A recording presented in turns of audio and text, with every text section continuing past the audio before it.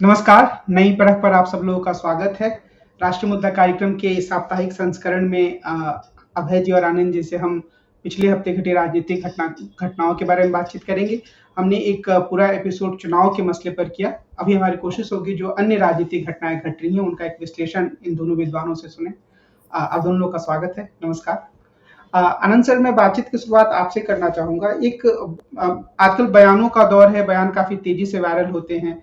तो एक बयान, इस बयानबाजी में ऐसा लग रहा है कि महाविकास आघाड़ी के भीतर सब कुछ ठीक नहीं है। कुछ सीटों को लेकर काफी खींचतान चल रही है। यहाँ तक भी मैंने खबरें पढ़ी कि लोगों को यह संदेह है कि जो उद्धव ठाकरे हैं वो भाजपा की तरफ फिर से जाकर मिल सकते हैं, वगैरह वगैरह।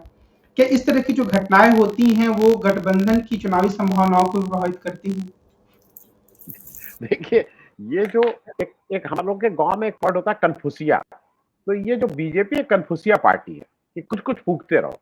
शैलजा जो है वो आने वाली हैं, शैलजा इधर, ये इस तरह का कहीं कुछ नहीं। महाविकास आघाड़ी में शरद पवार के हवाले से उन्होंने कल सुबह ही ये कह दिया था कि 260 सीट पे हमारे उम्मीदवार फाइनल हो गए हैं। सीटों का तो जो पैक्ट हो गया, हमारे उम्मीदवार फाइनल हो गए हैं। बाकी जो बची हुई 28 सीट है उस पर बातचीत चल रही है। और उसपे जो बात बाहर निकल रही है उसपे कहना है कि जो कांग्रेस के नाना पटोले हैं उनका रवैया थोड़ा सख्त है।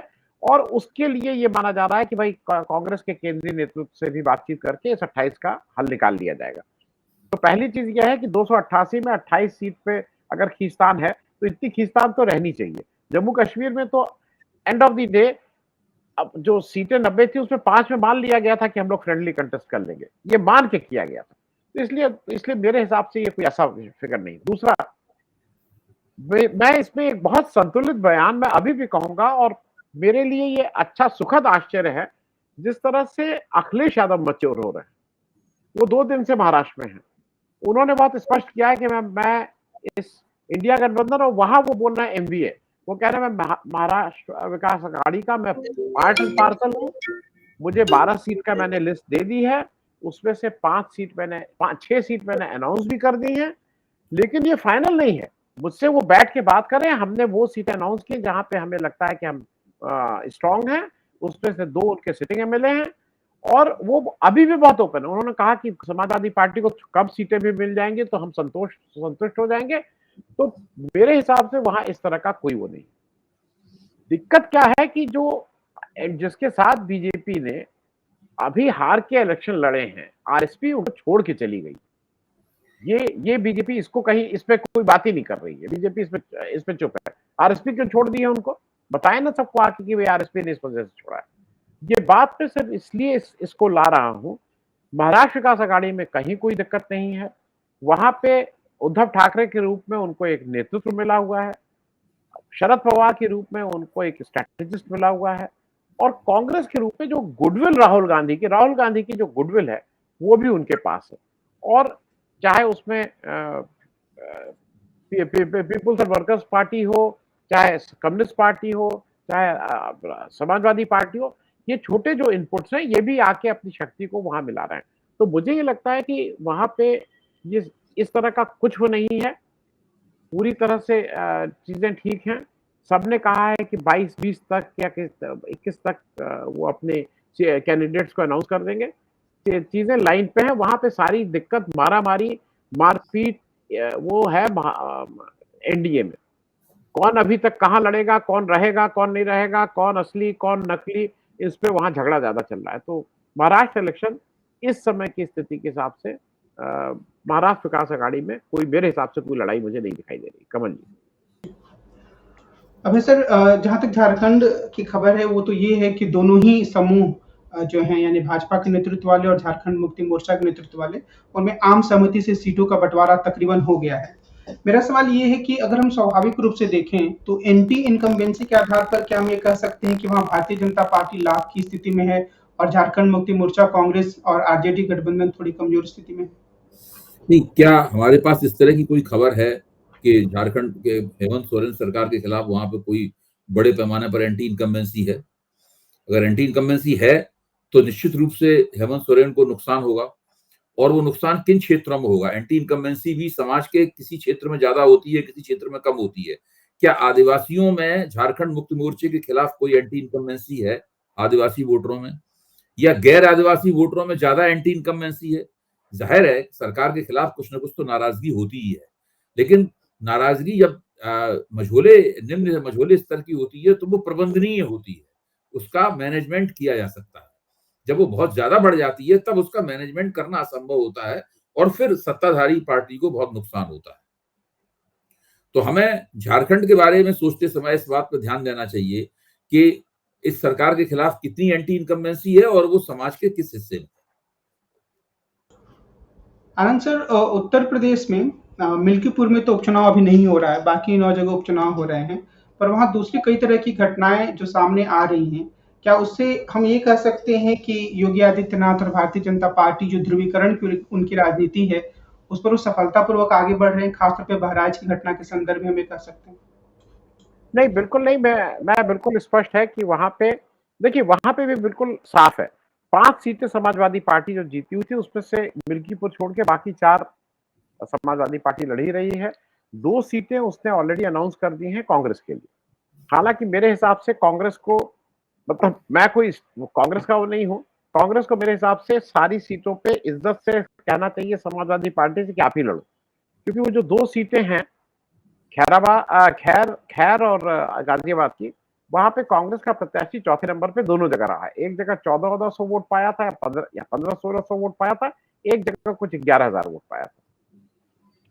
वहां पे ठीक है, संगठन के लिए लड़ना कई बार होता है कि कम से कम वहां के वर्कर्स रहें।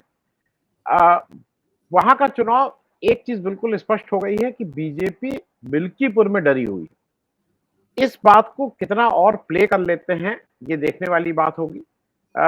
एक और देखने वाली बात ये होगी कि वहां पे इन्होंने, इनके हिसाब से बीजेपी का जो शीर्ष नेतृत्व है उसके हिसाब से वो उन्होंने योगी आदित्य किनारे करके कॉर्नर कर लिया है, क्योंकि जो कहा गया है, जो इस तरह की बात हुई है कि वहां पे सारे उम्मीदवारों का सिलेक्शन योगी के जिम्मे किया गया है, और ये मान के किया गया है कि ये तो गॉन केस है, अगर हम 5-6 सीट भी हार गए और सारी सीटें नहीं जीत पाए तो इसका पूरा ठीकरा योगी जी के माथे पे फोड़ा जाएगा और उनको हटाने में हमें एक कोई ठोस कारण मिल जाएगा।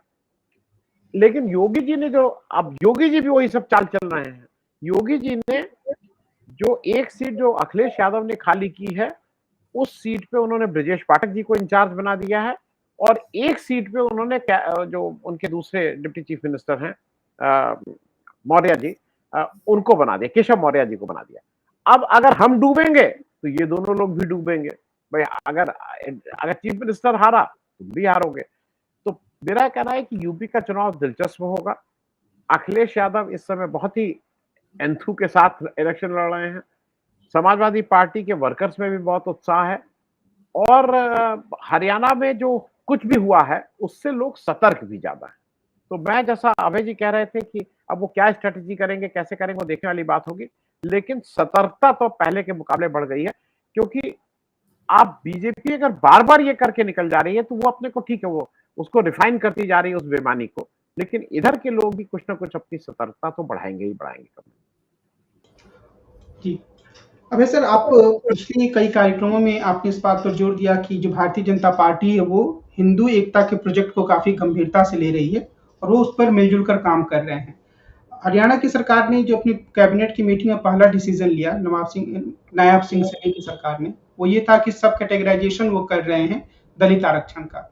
क्या इसे हम जो हिंदू एकता का उनका प्रोजेक्ट उसमें फिट कर सकते हैं, या वो कुछ और भी उसके साथ करने की कोशिश कर रहे हैं किसी अलग तरह की सोशल इंजीनियरिंग के रूप में? भाई देखिए, हिंदू समाज में कुछ वोटर तो ऐसे हैं जो तकरीबन स्थायी रूप से भारतीय जनता पार्टी की जेब में पड़े हुए हैं। वोट बैंक शब्द कहना ठीक नहीं है, मैं मानता हूं कि भाजपा के वो जेबी वोटर हैं।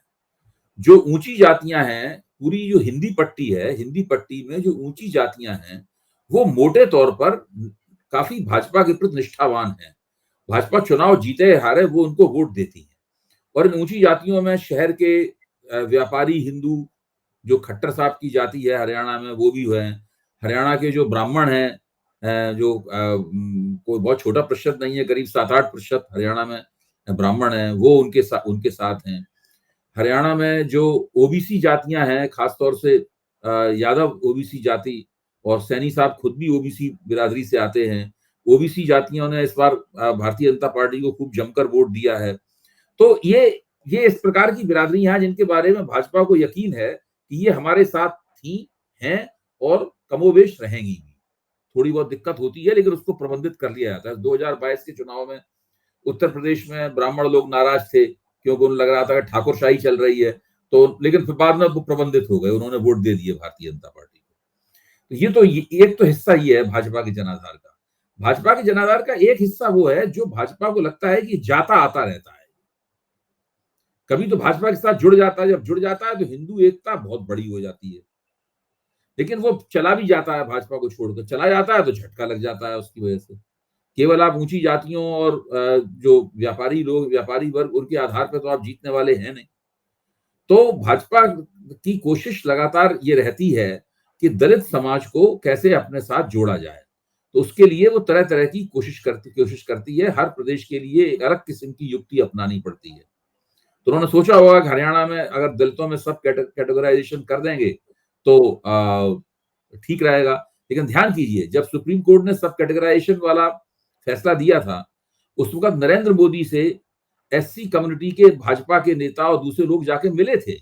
नरेंद्र मोदी ने आश्वासन दिया था कि हम सब कैटेगराइजेशन नहीं करने देंगे। क्रीमी लेयर के खिलाफ तो बोले ही थे वो, लेकिन बात यही हो रही थी कि भाई इससे दलितों की जो एकता है वो टूट जाएगी। लेकिन वहां तो हरियाणा में हो रहा है सब कैटेगराइजेशन। तो अब देखिए ये चीज परिस्थिति क्या रंग लाती है। आनंद सर, जो आम आदमी पार्टी के 3 बड़े नेता थे, उसमें से आज तीसरे नेता भी बाहर आ गए, जैन साहब, सत्येंद्र जैन साहब। तो क्या हम ये कहें कि आम आदमी पार्टी जो एक भ्रष्टाचार के झंझावात से जूझ रही थी, अब उससे बाहर निकल गई है, वो एक ऐसी स्थिति में आ गई जहां वो दावा कर सकती है कि हमें जमानत इसीलिए मिला क्योंकि हमारे पर आरोप झूठे थे और उसकी छवि बेहतर हुई है? नहीं, मेरे ख्याल में तो अरविंद केजरीवाल जी जो वोट मांग रहे हैं, वो तो जनता के सामने यही जाके कह रहे हैं कि अब मैं आपके वोट से आपकी अदालत में आया हूँ और मैं आपका निर्णय चाहता हूँ कि मुझे आप अगर आप मुझे मानते हैं कि मैं निर्दोष हूँ, तो आप मुझे फिर से दिल्ली की मुख्यमंत्री बनाइए। उनका सारा इलेक्शन कैंपेन ही इस पे है और मुझे लगता है कि ये एक ठीक कैंपेन है, क्योंकि जिस तरह से जाती हुई है, आप कुछ भी कहिए, वो कितने सही कितने गलत ये लोग दबी जबान में कहना वो सब अलग बात है।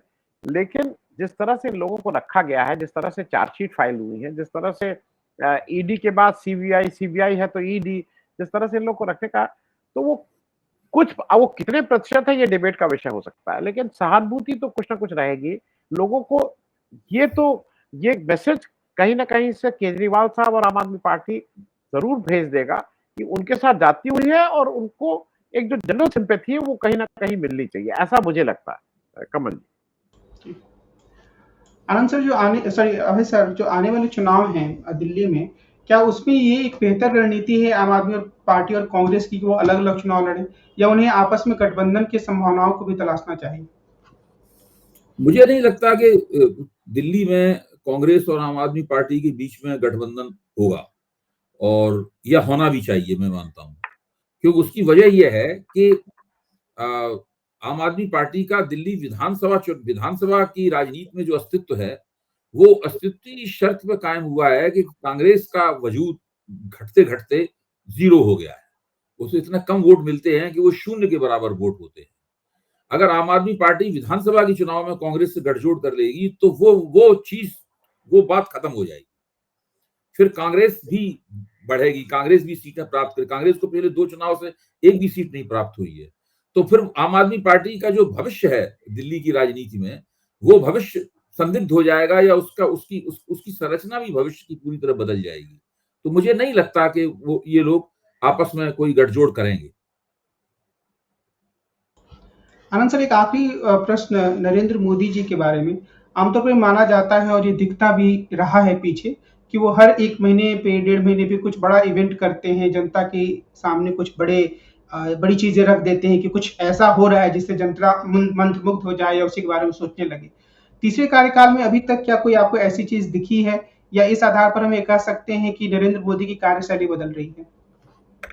कोई कार्यशैली नहीं बदल रही है। मुझे लगता है कि घोटालों की या गलतियों की एक लंबी वो एक लकीर खींचते हैं, उससे बड़ी दूसरी लकीर खींच देते हैं। उससे बड़ी। तो इस वाले 2024 के 4 जून के बाद तो वो केवल गलती पे गलती कर रहे हैं। मतलब अभी तक ये हरियाणा का मामला चल रहा था, वोट कैसे बढ़े ये हुआ, तब तक आज क्योंकि समय नहीं है, लेकिन फिर भी छोटे समय में उसको उस बात को कहना ज़रूरी है। जिस तरह से इन्होंने लॉरेंस बिश्नोई को युवा हिंदू सम्राट और विकास यादव को, जो भारत का एक एक रॉ का अफ़सर रहा है, उसको एक दूसरे से गड़बड़ करके कहीं राष्ट्रीयता और उस तरह की कुछ बात करने की कोशिश की है। रिपरकशन ये हुआ है कि आज हम विदेश नीति के हिसाब से बुरी तरह से फंस चुके हैं। अमेरिका हमें आंख दिखा रहा है, चार्जशीट दिखा रहा है और ऐसी स्थिति हो गई है कि हमारे जो गृह मंत्री हैं वो तो 2014 के बाद आज तक किसी विदेश यात्रा पे नहीं गए हैं। जो हमारे एनएसए अजीत डोवाल साहब हैं, पहली बार ऐसा हुआ कि सितंबर में मोदी जी यूएसए गए, परंपराओं को तोड़ के पहली बार अजीत डोवाल साहब नहीं गए क्योंकि उनको गिरफ्तार होने का खतरा वहां था। और जिस तरह के हालात चल रहे हैं, आने वाले दिनों में भारत कनाडा अब हम जा नहीं सकते हैं क्योंकि वहां पे हमारे राजनयिक संबंध करीब करीब खत्म होने की स्थिति में है। अमेरिका जिस तरह की चार्जशीट अमेरिका का जो जस्टिस डिपार्टमेंट है उसने किया है, उसने कहा है कि इंडियन ऑफिसर इज इन्वॉल्व, और जब वो इंडियन ऑफिसर कह रहा है तो उसका सीधे सीधे मतलब है कि इंडियन गवर्नमेंट इज इन्वॉल्व। तो मोदी जी तो एक बड़े बड़े इतने बड़े गलतियां करते जा रहे हैं। देश का क्या होगा ये तो मालूम नहीं। अभय जी शायद मुझसे बेहतर बता। अभय सर कोई टिप्पणी करना चाहेंगे? नहीं, मैं आनंद जी ने कहा उससे पूरी तरीके से सहमत हूँ। देखिए, मेरे ख्याल से कांग्रेस ने सरकार से जो अनुरोध किया है या कांग्रेस को सरकार की जो आलोचनात्मक चेतावनी दी है, उस पर हम लोगों को ध्यान देना चाहिए। कांग्रेस का कहना यह है कि इस सवाल पे वो कनाडा और जो अमेरिका का प्रश्न है, जो उन्होंने आरोप लगाए हैं, उस सवाल पे वो सरकार के साथ खड़ी है, सरकार के साथ मिलकर काम करना चाहती है, क्योंकि कांग्रेस को ब्रांड इंडिया की चिंता है। तो और मोदी जी जिस तरह का ब्रांड बनाना चाहते हैं भारत को, उसके अंदर बहुत खतरे हैं। जैसे कि भारत को संयुक्त राष्ट्र सुरक्षा परिषद में स्थायी सीट की भारत बहुत दिनों से कोशिश कर रहा है, लेकिन क्या कनाडा और अमेरिका के इन दोनों प्रकरणों के बाद में क्या कोई संभावना रह गई है कि भारत को वो स्थायी सीट मिल जाए, स्थायी सदस्यता मिल जाए? मेरे ख्याल से नहीं रह गई है संभावना। तो विदेश नीति के मोर्चे पर इस सरकार की हालत बहुत खस्ता है। मेरा अभय जी आपसे और कमल जी दोनों लोगों से एक प्रश्न है। मैं प्रश्न आपसे आज पूछ ले रहा हूं। मैं इसलिए पूछ ले रहा हूं क्योंकि मैं भी क्लियर होना चाहता हूं। एक तरफ अमेरिका खड़ा है जो अपने को भाई मदर ऑफ डेमोक्रेसी, सबसे पुरानी डेमोक्रेसी की बात करता है। वो कहता है हमारा कोई अमेरिकन सिटीजन हो, इंक्लूडिंग पन्नू, अगर उसके राइट ऑफ एक्सप्रेशन और राइट ऑफ स्पीच पे आप कुछ करेंगे और उसके हत्या का प्रयास करेंगे तो पूरा अमेरिकन माइट उसके साथ खड़ा है। हम जिसने इसकी साजिश की है हम उसका पर्दाफाश करेंगे, उसको सजा दिलवाएंगे। दूसरी तरफ हमारे यहाँ है, हमारे प्राइम मिनिस्टर मोदी जी हर स्टेज पे ये बताते हैं कि leader of opposition Rahul Gandhi जो है ये आतंकवादियों के साथ हैं, ये राष्ट्र विरोधी हैं, ये फलाना है। मैं इस पे आपकी टिप्पणी चाहता हूं कि ये कौन सी डेमोक्रेसी? नहीं, तो भारत में डेमोक्रेसी है, देखा जाए तकनीकी रूप से भारत में डेमोक्रेसी है। चुनाव होते हैं और चुनाव कैसे होते हैं इसके ऊपर तो हम लोग अभी बहुत देर तक चर्चा कर चुके हैं। कितना ज्यादा संदेह के बादल चुनावी प्रक्रिया के ऊपर है। और जबकि अमेरिका में क्या है, अमेरिका में जो चुनाव कराने वाला प्रतिष्ठान है, उस पर वोटरों, पार्टियों और उम्मीदवारों का बहुत जबरदस्त विश्वास है। अमेरिका में इस प्रकार के सीन नहीं होते हैं कि जहां पर वोट पड़ने के बाद में और मतगणना के बीच में अंतर होता है, वहां लोग शाम को रात भर सो रहे हैं ये जो कि कहीं इसके अंदर गड़बड़ी ना हो जाए। मैं तो 1977 से देख रहा हूं। 1977 में पहली बार मैंने चुनाव प्रक्रिया में एक चुनाव प्रचारक के तौर पर भाग लिया था और उस तब से देख रहा हूं कि जिस दिन वोट पड़ते हैं उसके एक दिन पहले की रात कत्ल की रात होती कही जाती है। यानी उस दिन शराब और पैसा बांटा जाएगा रात भर ताकि वोटों को अपनी ओर खींचा जा सके। उस शराब और पैसे को बंटने से रोकने के लिए हम लोग रात भर स्कूटर चलाते थे, घूमते थे मोटरसाइकिल पे इधर-उधर कि कहीं ऐसा कुछ हो रहा हो तो उसको हम रोक दें। यहीं से आप देखिए भारतीय लोकतंत्र का जो चरित्र है वो किस तरीके से स्पष्ट होता है। उसके बाद में जब वोट पड़ जाते थे तो वोटों की गिनती होने तक भी लगातार मतगणना केंद्रों के सामने लोग सोते थे, उसकी पहरेदारी करते थे कि इसमें कोई गड़बड़ी तो नहीं हो रही है। तो ये हमेशा है भारत में जो चुनावी लोकतंत्र है उसकी निष्पक्षता के ऊपर आम जनता और कार्यकर्ता को संदेह रहता है यहाँ पर। अच्छा, अब इस चीज को मोदी जी की पूरी कोशिश ये है कि किस तरीके से विपक्ष विहीन लोकतंत्र बनाया जाए। हाँ, सारा दोष विपक्ष को आतंकवादी बता रहे हैं, उसको देश तोड़ने वाला बता रहे हैं, समाज तोड़ने वाला बता रहे हैं, जातियों में बांटने वाला बता रहे हैं। कौन सा ऐसा धरती पर आरोप है जो नरेंद्र मोदी ने विपक्ष के ऊपर नहीं लगाया है आज तक? अब धीरे धीरे हम ढूंढना शुरू करेंगे तो आरोप ही समाप्त हो चुके होंगे। अब पुराने अर्बन नक्सल बताते हैं, पता नहीं क्या क्या बताते हैं विपक्ष को। कमल जी, मैं यही आपसे पूछ लूं, दूसरी तरफ वो है जो एक पन्नू, जो एक नॉन सेपरेटिस्ट लीडर है, उसको अमेरिका कहता है कि नहीं भाई, ये उसका हक है एक्सप्रेशन का, और अगर उसकी हत्या का कोई प्रयास करेगा तो वो हमारा सिटीजन है और हम उसकी तह तक जांच करके उसको पूरा प्रोटेक्शन देंगे और उसकी तह तक पहुंचेंगे। मैं आपसे भी एक रिएक्शन चाहता हूं कमल। नहीं, मैं इस पे तो एक बात जो मेरे दिमाग में आती है वो ये कि अमेरिका अपने नागरिकों के अधिकारों की बात करता है, पर वो दूसरे देशों में वहाँ के लोगों के मानवाधिकारों के उतने ही खुले उल्लंघन की छूट भी देता है। चाहे वो इजराइल जो कुछ फिलिस्तीन में कर रहा है उसकी छूट देने की बात हो, या अलग अलग देशों में डिक्टेटर्स को बढ़ावा देने की बात हो। हमारे देश की जहां तक बात है तो विपक्ष के नेता तो फिर भी सम्मानित लोग हुए, आम जनता जो है वो 4-4 साल 5-5 साल से जेल में पड़े हुए हैं, कोई चार्जशीट दाखिल नहीं हो रही है। तो वो हर राज्य का नेचर है। तो अमेरिका भी बहुत पाक साफ नहीं है, वहां भी अगर राज्य के खिलाफ कोई बोलता है तो वो बहुत सारे मुकदमों का सामना करता है। हाँ, कुछ लोग होते हैं, कुछ समय की नजाकत होती है जब एक व्यक्ति जो है वो इस व्यक्तित्व के साथ उभरता है कि उसके अधिकारों की रक्षा करना या उसके पक्ष में बोलना बहुत जरूरी है। तो वही अमेरिका शायद पन्नू के साथ कर रहा है, पर मुझे लगता है कि शायद अमेरिका और भारत दोनों का रिकॉर्ड इस मामले में बहुत अच्छा नहीं है कि नागरिक अधिकारों का सम्मान करते हैं वो। ये मेरा जवाब है। ठीक है, तो आज की बातचीत को हम इसी बिंदु पर विराम देते हैं। हम अगले हफ्ते फिर मिलेंगे और सप्ताह भर घटी राजनीतिक घटनाओं के बारे में अभय जी और आनंद जी से बातचीत करेंगे। आप दोनों लोगों को बहुत बहुत धन्यवाद। नमस्कार। नमस्कार।